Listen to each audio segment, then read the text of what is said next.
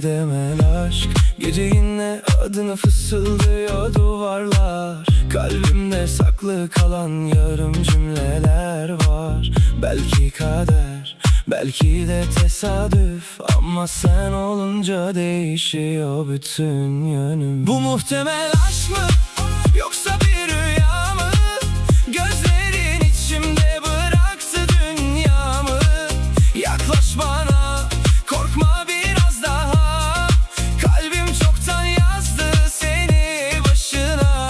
Bu muhtemel aşk mı, bilemem nedenini, ama her gece arıyor kalbim sesini.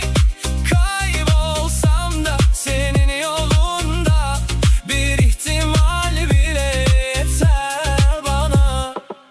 Sokak lambaları altında düşündüm seni. Sustum ama anlattı gözlerim derdimi. Herkes geçici, herkes biraz yalan.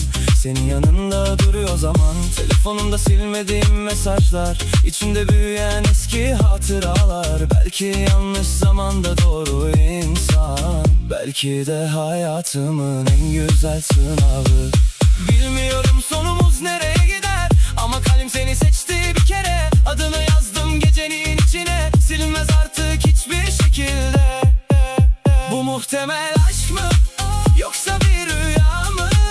Gözlerin içimde bıraktı dünyamı.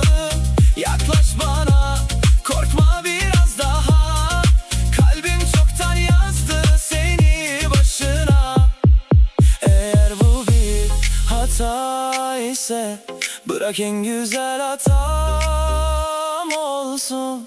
Eğer bu bir rüya ise, uyanmak istemedim sonum olsun. Bu muhtemel aşk mı, yoksa kaderin oyunu mu?